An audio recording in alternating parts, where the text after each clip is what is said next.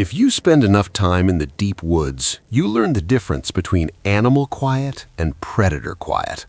Animal quiet is when the birds stop singing because a hawk is flying over. It lasts a minute. But predator quiet? That's different. That's when the forest holds its breath. That's when the air gets heavy. I've been a solo backpacker for 10 years. I've scared off bears. I've waited out storms. But in the fall of 2022, I heard a sound in the Bitterroot wilderness that made me leave my tent, my gear, and my dignity behind just to get out alive. I was about 15 miles from the trailhead. I was off trail, bushwhacking toward a ridge I wanted to photograph. The sun was starting to dip, casting those long, creepy shadows through the lodgepole pines. I was setting up camp in a small clearing. I was hammering in a tent stake.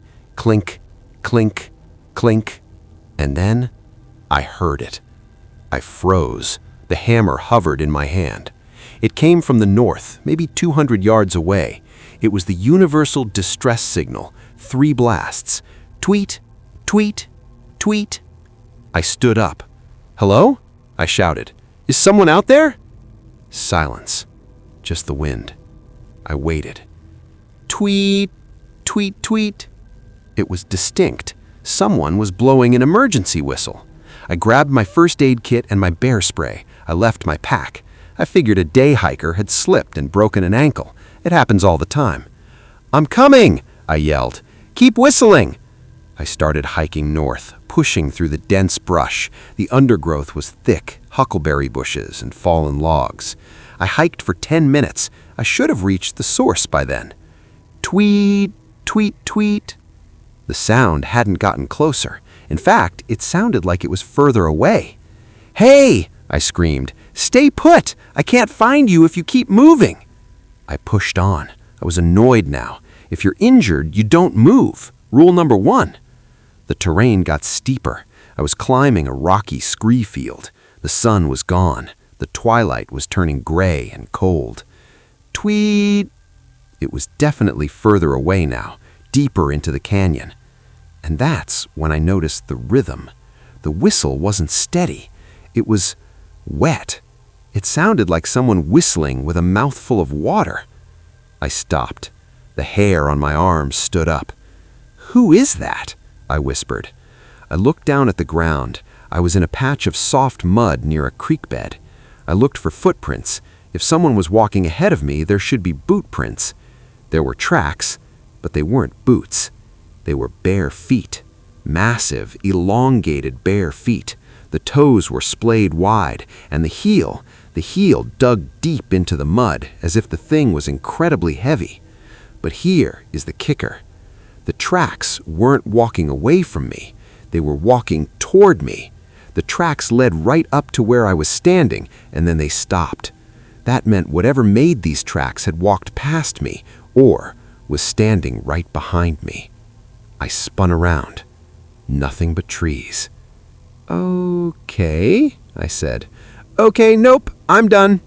I turned around. I abandoned the rescue. I walked fast back toward my camp. As I walked, the forest went silent, the predator quiet. No crickets, no owls. And then, from behind me, from the direction of the whistle, I heard a voice. It wasn't a whistle this time. It was my voice. It wasn't a recording. It was a perfect mimicry. It had my pitch, my accent, even the slight shortness of breath I had when I yelled it. "I'm coming! Keep whistling!" the voice repeated. But it sounded wrong. It sounded flat, like a parrot repeating a phrase without knowing what it means. I started to run. I sprinted back to my campsite. It was almost fully dark now. I needed my light. I needed my knife. I burst into the clearing. My tent was gone. My backpack was gone. My sleeping bag was shredded. Feathers, goose down, were floating in the air like snow. Something had torn my camp apart in the 20 minutes I was gone. And then I saw it. Standing at the edge of the clearing, half hidden behind a massive spruce tree. It was tall, impossibly tall, maybe 8 or 9 feet. It was pale, like the belly of a fish. It was thin, emaciated, with limbs that looked too long for its body. It didn't have a face. Where a face should be, there was just smooth, pale skin. No eyes, no nose. But in the center of the head, there was a vertical slit, a mouth. The mouth opened, and it whistled. It wasn't a rescue whistle. It was a hunting call. I didn't grab my gear. I didn't look for my phone. I ran. I ran blindly into the dark woods. I scrambled down the ravine, sliding on rocks, tearing my pants. Behind me, I heard it moving. It didn't run like a man. It moved through the trees. I could hear it grabbing branches high up. It was swinging. Crash. Swing. Thud. It was above me. "Hello? Is someone out there?" The thing mocked me from the canopy. It was playing with me. I hit the creek at the bottom of the ravine. The water was freezing. I waded in, hoping to hide my scent. I huddled under an overhang of rock, shivering, clutching a jagged stone.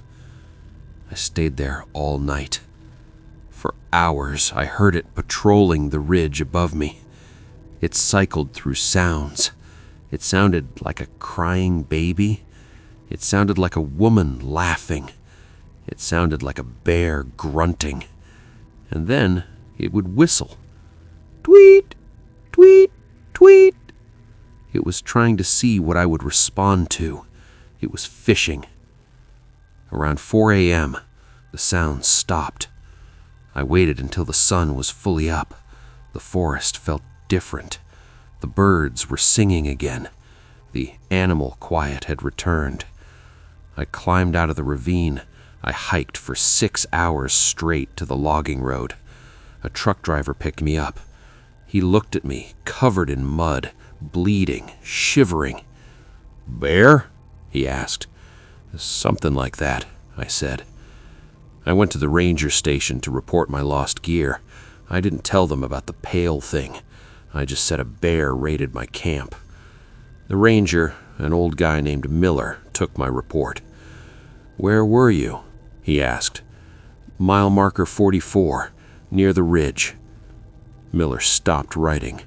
He looked at me over his glasses. "You heard the whistle, didn't you?" I stared at him. "How did you know?" Miller closed the file. "We don't send rescue teams up to mile 44 anymore. Not for whistles. Not unless we have a visual confirmation." "Why?" I asked. "Because," Miller said, leaning in close, "nobody gets lost up there, but a lot of people go missing. And they all seem to have emergency whistles that they never bought." I left the station. I didn't ask any more questions. I don't camp anymore. I don't hike. And the worst part? Sometimes, late at night when I'm lying in bed in the city, I hear it. It's faint. It might be the wind in the alley. It might be a car brake squealing. But it sounds exactly like 3 short blasts. Tweet, tweet, tweet. And I have to bury my head under the pillow and scream just so I don't accidentally answer it, because I know it's not asking for help.